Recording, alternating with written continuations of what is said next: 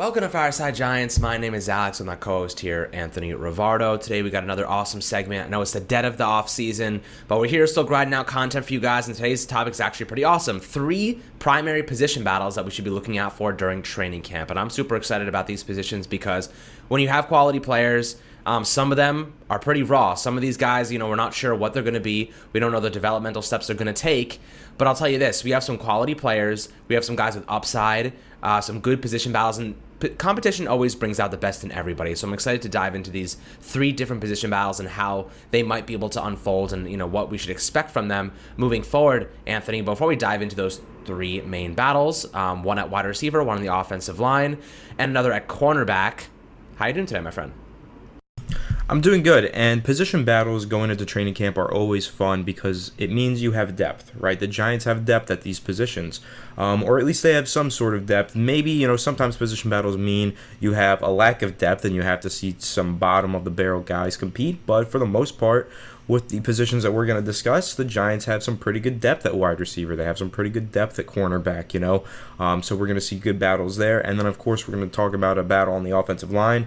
The Giants don't necessarily have depth there, but they do have a lot of question marks and some holes that need to be filled. So we'll see who wins the competition and fills those holes. That'll be really interesting, and training camp is going to be when that stuff gets decided. Training camp plus the preseason, of course, as we inch closer and closer slowly to the regular season, which is a few months away now, but training camp will be kicking off within the next month or two, and, organized training activities within the next month. It's going to get exciting, as we get closer and closer to the preseason, more position battles, more, glimpses at what the rookies are up to, what these bottom-of-the-barrel guys are doing, what these, top guys are doing, just more glimpses of the team as they get ready and prepare for the 2021 season. So it's exciting, and these are definitely 3, intriguing battles to keep an eye on as we inch closer to training camp. That's exactly right. And obviously, you guys know one of the primary reasons the Giants offense could struggle next year is the offensive line. That is the biggest problem the Giants currently have. We don't know how that's going to work out. Of course, play calling plays a big factor in Daniel Jones' development. Those are the 3 main factors that go into the success or failure of this offense. Now, specifically, when we dive into the offensive line, there's one position, well, really 2, but we're going to talk about one right now, and that's right tackle. What is going on between Nate Solder and Matt Parrott? What should we expect from them? Should we expect a similar rotation like Cam Fleming and Matt Parrott last year? Or do you think this is, winner take all type of, if you play well in training camp and preseason, winner's going to start? I think that's kind of how they want to do it. They want more continuity on the offensive line. They want Rob Sell to have a dynamic kind of idea of what this O-line is going to look like, and not always changing things all the time, because I did not like the Parrott-Fleming rotation. Obviously, it was inadequate. Nobody could really get their feet settled beneath them. Of course, COVID hit Matt Parrott, and that kind of threw things into the loop. But I'll tell you what, I think that this is really going to be like, let's see who wins this battle. And, of course, Nate Solder, 33 years old, definitely the older of the 2, veteran experience, but he hasn't played right tackle since 2011, his rookie season. That represents a big problem to me. Can Nate Solder even play right tackle? Is he going to hold it down there? As a left tackle, at best, he was maybe slightly above average at the peak of his play, but normally, he's kind of more of an average player at this point in his career. He took a year off due to COVID. Now he's going up to right tackle where he hasn't played in 10 years. So what do we expect from him? I don't expect much. In fact, I think Matt Parrott's going to win this job because he added some size. He's a huge guy with huge arms, really long arm span, wingspan, and a great base. He's the perfect quintessential right tackle, just in terms of size, even left tackle. But his size makes him a great tackle, and he's also very athletic. So I would rather have him get the reps and experience and develop into a regular starter than put Solder in there, who's going to end up being cut after this season anyway. So when it comes to these 2 guys, Matt Parrott last year, he had a couple really good games, specifically against Tampa Bay and Washington in the middle of the season. He didn't allow any pressures, any hits, any sacks, or hurries. He was an absolute stud, and he was really great in the run game, too, at times. That was where he really stood out to me. The pass blocking definitely had a couple of hiccups now and then, but his run blocking was quite great because I think he had that size and athleticism that I pointed out, and I think that's really what's going to help him in his development moving forward. If he can get to that above average level at pass blocking, or really even average next season, we're going to see such a great turnaround at that right tackle spot. It's going to be mesmerizing, and Matt Parrott can do it. I have very high expectations for him based on what we saw last year and based on his tangible traits and the coaching that the Giants have now implemented, and having that live in-person training and training camp rather in preseason. So I'm excited to see what Matt Parrott can do there. Obviously, the younger of the two, he has better size, he has youth, he has athleticism, he played last year. And Nate Solder, I'm not overly optimistic. He took a massive pay cut just to stay with the Giants because they were like, dude, like we have to cut you otherwise. This is your contract's just kind of nuts. We can't afford to pay you that much considering you did not play last year. We drafted Andrew Thomas to replace you, and you take a pay cut, you're gone essentially, Anthony. So when you're looking at these two guys, 33-year-old Nate Solder is a veteran, hasn't played right tackle in over a decade. Who do you think wins this job? Why do you think they win this job? Or do you think the Giants are like, even if it's close, if it's neck and neck, we're going to go with Parrott, the younger option, more potential. He's our long-term solution there. I think he probably has a slight advantage because of that. Yeah, I think that Matt Parrott should have the job here. I'm very high on Matt Parrott. I was pre-draft, I was post-draft, I was during the season. He really impressed me in his 150 snaps that he played. I thought that he should have been on the field a lot more than he was, and the Giants thought that too. They wanted to make him the starter full-time during the second half of the season, but this was kept secret from us. Matt Parrott was dealing with an injury. It was kind of a mysterious injury post-COVID. Could have been related to COVID. I don't know. Apparently, Jordan Rannon reported that he would have been the starter, but he was injured, so they didn't want to put him out there and strain him and compromise his future, make anything worse going into the offseason. Now he had all this time to recover, and I would assume that they want to make him the starter this year. They wanted him to be the starter at the end of last year. Now that he's healthy, why wouldn't they want him to be the starter at the start of this season? I think that they do. Of course, they did bring back Nate Solder. That was important because Nate Solder is a veteran. He's wise. He's been in the league for a very long time. He can help teach these young guys. He can help get them acclimated to the pro game. And he also provides quality depth because at his best, in his career, Nate Solder was an above-average offensive tackle. With the Giants, his first year, he was pretty much above average. Second year, he was very close to average or below, right? So he struggled, and he got worse. He started to regress, and then, of course, COVID happened. He opted out for good reasons, but now he's back. He wants to play, and I don't know how much he's going to play. That's always going to be the question with Nate Solder. Like, where do you fit in now? Because you're a career left tackle. We have our left tackle, franchise left tackle, and Andrew Thomas. We all believe in him. He's also coming off of an injury, but he's supposed to be a lot better this year now that he's fully healthy. Of course, Nate Solder's not going to move over to left tackle, so you assume, does he play right tackle? Well, he hasn't played that since 2011, as Alex mentioned, and we have a young guy that we also have a lot of faith in at right tackle. So, does that mean that Nate Solder is just your backup offensive tackle, left side and right side, your starting swing tackle? Ultimately, that's what I think he is. I think the Giants want to get young on the offensive line. I think they want some continuity. None of these guys on the offensive line have played with Nate Solder before, but they've played with Matt Parrott, at least in some limited quantity from last season.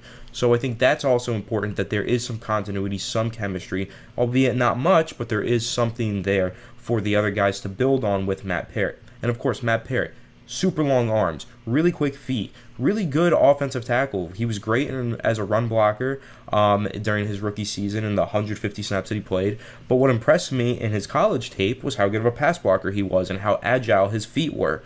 So let's assume that it's just a little learning curve adjustment period going to the NFL. I do think he'll be a better pass protector this season, and I do think he'll continue to be a good run blocker this season. I think ultimately Matt Parrott does establish himself as a starting right tackle in the NFL this season, and I think that's something to get really excited about as Giants fans. To see the Giants get a guy at number 99 overall in the 2020 NFL Draft who can potentially pan out as a starting offensive tackle is really, really exciting. A great find by Dave Gettleman. Ultimately, I think that's what's going to happen. I think Matt Parrott is going to secure that starting job. I really liked, the competitive nature that he has last season, and I think that he really was impressive in his limited quantity of snaps, and I don't see any reason for him not to build on that and continue to impress and establish himself as a starter. So that's ultimately what I think happens. I think he's the starter, and then I think Nate Solder is perfect depth to have, wise veteran, can play on either side of the line, and will start at swing tackle. I think that's ideal too. Having Nate Solder as that swing tackle, plays left, plays right. That's really what you want. You want a solid backup to supplement any losses, so I think that's perfect for the Giants. And I'll tell you what, for some reason the Giants had Washington's number last year, and it was really a great thing to see because they had a phenomenal defensive front with Montez Sweat, Deron Payne, and of course Chase Young. Now, when there was one game specifically where I guess Andrew Thomas and Matt Parrott completely shut them down on the off the edge. I think Andrew Thomas gave up a couple hurries, but that was about it. No hits, very little pressures, and no sacks. That really stood out to me because it showed us one thing. Andrew Thomas and Matt Parrott can play against quality competition, and they can play well against quality competition.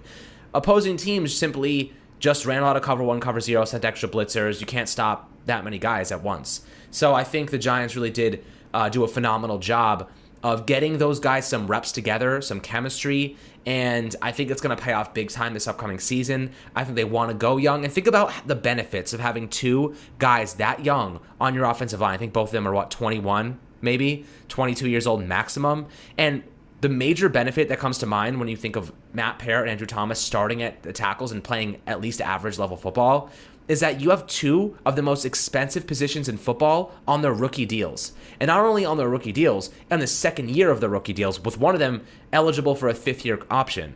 So you now have 2 guys, rookie contracts, starting at tackle, and it opens up a ton of capital, ton of monetary flexibility for other positions, which is why the Giants felt they could allocate big money towards wide receiver and big money towards interior pass rusher. And I think that was a big deal for the Giants. I think that is going to play a massive part in their future plans because now they have 3 more seasons of pretty much low-cost tackle football. And that's amazing to me. That's exactly what they should be doing. Matt Parrott should be getting those reps if it's about even. I think like you nailed it on the head. Nate Solder should be that flexible kind of swing tackle worst case scenario. So that's what we feel about that position battle. That's going to be a fun one to watch. I think Matt Parrott, I'm hoping to the good football lords that he comes out on top here and he actually claims that starting right tackle spot. It would be huge for us monetarily and, for our future, and because Nate Solder is just kind of washed at this point. But jumping over to the next one, this might be my favorite one of all. This might be my favorite position battle out of all the position battles, and it is Aaron Robinson, our 3rd-round draft pick this year, against Darnay Holmes, our 4th-round draft pick from last year out of UCLA. Those 2 guys are so exciting to watch, and I think Aaron Robinson fits our scheme to perfection. A very physical, aggressive man coverage corner in the slot. They can battle it out, and I think he's going to be a great impress man. He's going to be great for what Patrick Graham wants to do, playing more cover 1. With Miami 2 years ago, they played 50% cover 1. I think he wants to go back to those roots, send more blitzers, and rely on those really aggressive physical corners to get the job done in coverage. Now, that's why I think the Giants are going to have exponentially more sacks than last year, because they had a lot of coverage sacks, and they're going to get a lot more this year with such great cornerbacks. And Aaron Robinson, I would not for 1 second sleep on him taking over that starting spot. And even Brian told us, Anthony, with Darnay Holmes' trainer, he wouldn't be surprised if those 2 guys are competing for CB2. And Adoree Jackson, of course, they gave him big money. He's had his injury problems in the past. He's had his weaknesses. And he's been about a year and a half since he played an adequate plus season. So I wouldn't be surprised to see Darnay Holmes and Aaron Robinson really competing across the board, maybe on the outside and the interior, and seeing if they can really live up to those expectations and maybe fight to push for some starting reps on the outside too. So I'm excited for this, Anthony. Darnay Holmes, as you mentioned in previous videos, is a little bit different of a corner. He's a little bit better in zone, but he does have that physical nature. He's not afraid to go up and stop the run. I remember he made a really nice stop against a tight end. I think it was against Seattle. I think it was against... what was his name? Who was Seattle? Holstetter or something, Hollister, and he goes up and he really just wraps him up right around the groin area, and it was really nice play. And seeing Darnay Holmes step up in the run game, get aggressive and physical, is what you want to see from your slot corners. Aaron Robinson is just the same, a very adequate tackler, a great press guy. He can catch up in coverage. He has good makeup speed, and I think he's going to be a very nice player for this Giants defense as he develops. And I think they can really unlock a great player. He had such great grades. A lot of teams were looking at Aaron Robinson in that 3rd round to try and snag him. The Giants traded up to grab him, and I think a lot of teams were really angry that they did that because he was one of the top graded interior nickel corners in this draft class, and he was slipping, and the Giants really got a bunch of guys that slipped. Obviously Azeez Ojulari at 50, Aaron Robinson later on, and I think they did a really good job of getting some quality players later on in the draft that a lot of people did not necessarily grade as high as they should have been. So Aaron Robinson might have been a really nice steal in the 3rd round. We also grabbed him instead of Philly and Dallas, who were both eyeing him. So I thought that was a great little snag for us. And, Anthony, when you're looking at this position battle, who do you think wins out here? Why do you think this is going to be so much fun? I think it's going to be fun because these are two really talented players, right? Darnell Holmes really impressed us last season. He did not allow a single touchdown in coverage last season, which is an impressive statistic, but he also was not perfect. Darnell Holmes did struggle. He allowed 75% of passes thrown his way to be completed. So while he kept, wide receivers out of the end zone, which is good, and he had a few pass breakups in the end zone, he also did struggle in the middle of the field. There was a lot of moments where he's trailing behind receivers and they get open and they make a reception and he gives up yardage. The short area, though, the red zone, he was really, really good, and that's something to hang your hat on and say, nice job, Darnell Holmes, though. How much nickel do you play in the red zone? That's another question as well. The Giants do play a lot of nickel and dime anywhere, but of course more in the middle of the field, not really in the red zone.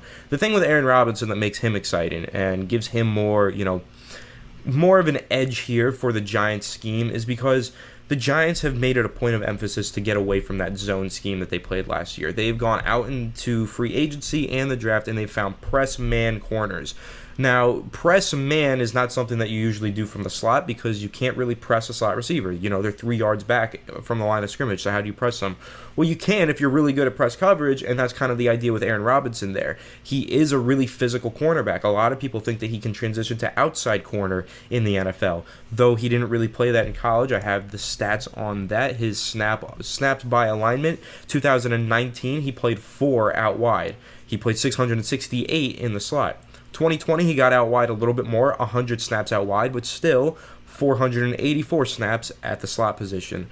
He doesn't really have any experience playing safety, has 2 total career snaps at free safety, and he didn't play that much in the box, so he did play there somewhat in the 2019 season. But ultimately, this is a guy who played almost exclusively in the slot in college, right? So will he be able to transition to the outside, or do you want to just put him right in at slot?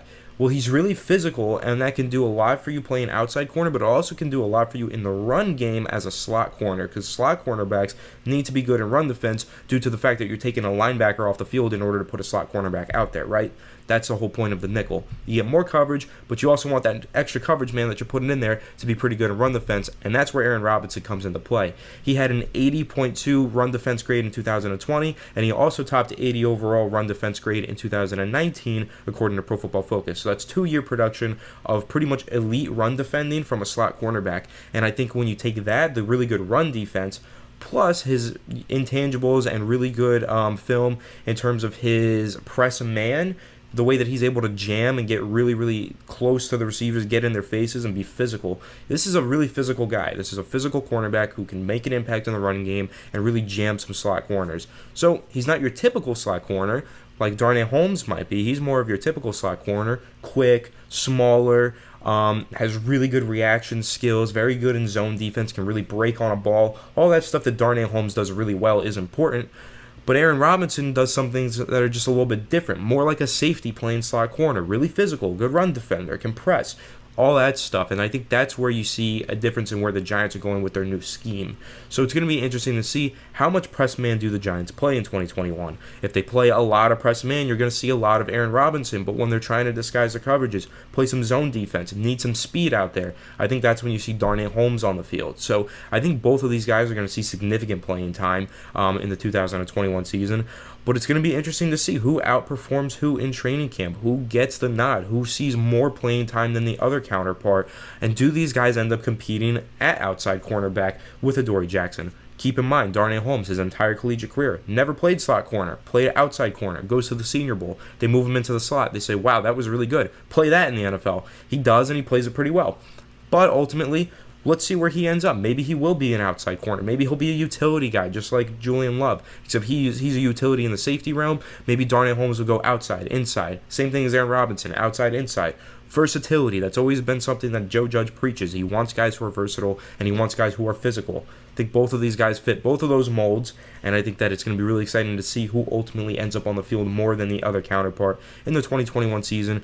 But really, this just speaks to the testament of how much depth the Giants have in their secondary, a lot of it at outside corner and in the slot now especially. So it's going to be really exciting because no more worries about there being a lack of depth in the secondary. We have a lot of talented defensive backs this year.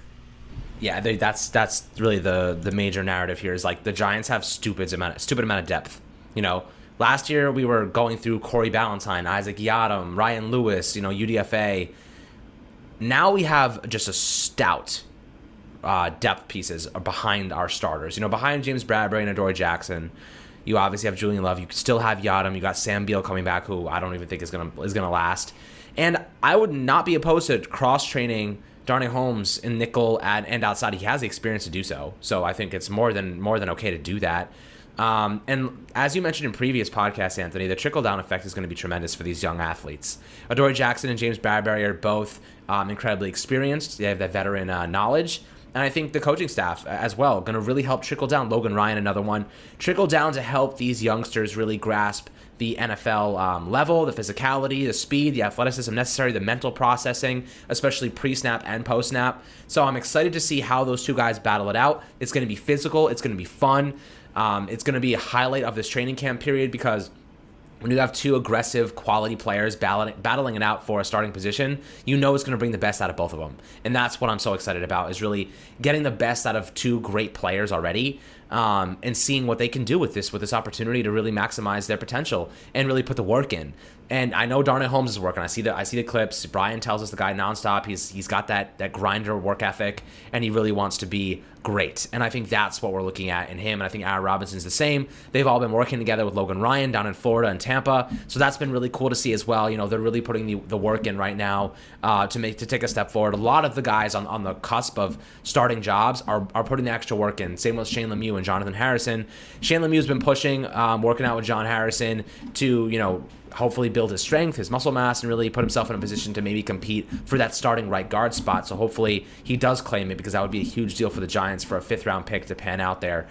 So maybe he'll take a drastic step forward there. So I'm excited to see how he can do as well. But the final one that I want to talk about today might not be one that you think is a position battle, but I think it's going to be interesting to see. Some people might disagree with me here, but I think that there's reason to believe that the wide receiver 4 position is going to be a battle between Darius Slayton and John Ross. Right now, of course, you have Kenny Golladay as wide receiver 1, you have Sterling Shepard at 2, and Kadarius Toney at 3, and now you have a blend of Dante Pettis, John Ross, and Darius Slayton. So you could really throw all 3 of them into the blender here, but I think this is going to be fun because Darius Slayton and John Ross, both speed guys, both really great at just pushing the field and opening up underneath routes for their teammates, essentially. And Slayton had his fair share of struggles last year. 8 touchdowns in his rookie season. Cut that back tremendously last year. And he had some struggles because of injury, lack of quality route concepts, not enough protection for DJ to get that ball downfield and really wait for the routes to develop. But I think Darius Slayton is a quality player, especially as a former 5th-round guy. What more can you ask from him? He's actually exceeded his expectations by far, and now the Giants have a quality player that they can work with, and he's going to get reps. But he's going to have to fight for it. Another position. I'm ecstatic that the Giants aren't just giving away reps to anybody anymore. You know what I mean? Like before, we were just like handing out starting jobs like it was candy on Thanksgiving or candy on Halloween. You know what I mean? They're just handing out jobs. Like, yo, here's a Snickers, here's a starting job, here's a Reese's Cup, another starting job. And I'm happy that we have some players now in Darius Slayton and John Ross who can really go neck and neck, really go at each other to get the starting reps and compete. Because it's going to bring out the best in both of them. John Ross, another guy, just guaranteed a starting job. He ended up sucking with Cincinnati. So I really want to see these guys put the work in.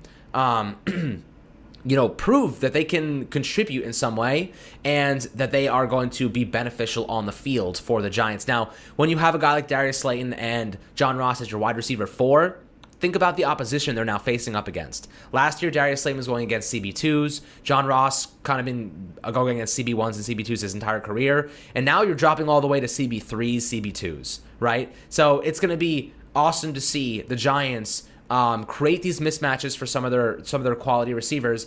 They went from having a really thin secondary and a really thin wide receiver group to now having arguably the deepest at both positions in the NFL, if not the NFC East, right? Like incredible depth at both of those positions now, which were 2 positions of weakness just a year ago. So that really just stood out to me. I think John Ross has the speed, has decent route running, not the best hands in the world. Darius Slayton, I think his route tree might be limited, but he has solid hands for the most part. A couple occasional drops every now and then, but he does make some nice catches. He has that downfield speed that you want to push the field on the verticals. And I think altogether, they could end up sharing reps. That's how I kind of see this happening. But John Ross is more of a gadget style athlete. You can use him in the end arounds and the jet sweeps and really get creative with him. So he might serve more of a purpose if this offense is going to get more creative. He might earn more reps because of that utility, Anthony. When you look at these two players, I love the competition, but how do you view this position battle? Do you think that Dante Pettis sneaks in there and really pushes for reps? Or do you think it's really going to be between John Ross and Slayton? Yeah, I personally don't see this being as great of a competition as you do, Alex. I think that Darius Slayton should be able to win this battle pretty easily, though. Yeah, it is a battle because we pretty much have our first three wide receivers locked in. WR1 is Kenny Galladay, no doubt. WR2 is, of course, Sterling Shepard because he's just been here the longest and he's the most consistent wide receiver on our team, not named Kenny Galladay. WR3, we're going to assume that it's going to be Kadarius Toney, but kind of speaking to what you were saying with giving players starting positions, maybe it shouldn't be. Maybe this is really a battle between Kadarius Toney, between Sterling Shepard as well, between Darius Slayton and John Ross. Maybe it's all of these guys grouped in, who is wide receiver 2 and 3, and then 4. So I think, with Kadarius Toney, I personally, I think that he's going to be WR3. I think he's going to instantly win that just because he is so talented, but I don't think he's just going to be handed that position. I think he's going to have to compete with Darius Slayton. Darius Slayton's been on the team for 2 years. He's established himself as a quality starting wide receiver, so you're going to take that quality starting wide receiver and you're going to have this rookie compete with him, of course. But ultimately, Kadarius Toney, he does things that no one on this roster can do in terms of his tackle breaking ability. Maybe only Saquon can do the things that he does, right? So Kadarius Toney, I do think, wins the starting role, but then I think Darius Slayton just already being here, being established, knowing the scheme, being a pretty decent deep threat. He was really good last year until he was playing injured. Then he started to really struggle, got really inconsistent, but let's not forget he did have a 129-yard receiving performance against the Dallas Cowboys in week 5. He did have a 93-yard receiving performance against Philadelphia in week 10. The Tampa Bay game, I remember him making a couple clutch plays that saved Daniel Jones in the second half and almost kept us in that game. And then even he had a 74-yard receiving game against Cleveland in week 15. He was pretty good.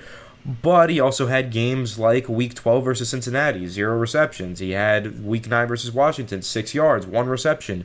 And he really disappeared on the final 2 games of the season, put together a total of 48 yards over the final 2 games of the year. So I think he's just really inconsistent. The second half of the season was a real struggle for him when you look at his game chart, but the first half of the season, week 1, he had 2 touchdowns and 102 yards. Week 5, like I said, 129 receiving yards. The first half of the season, he was pretty consistently over 50 yards per game, which is kind of all you need from your WR2, but the second half of the season was just really inconsistent. He had a couple games where he had less than 10 yards. He had a couple games where he had less than 30 yards, a lot of games less than 30 yards. So consistency is going to be key, and that's ultimately why he's probably going to be pegged down to WR4. And then, of course, you talk about consistency. John Ross is a guy who has never been able to find consistency in the NFL, but I do think a lot of that has to do with what Alex was talking about.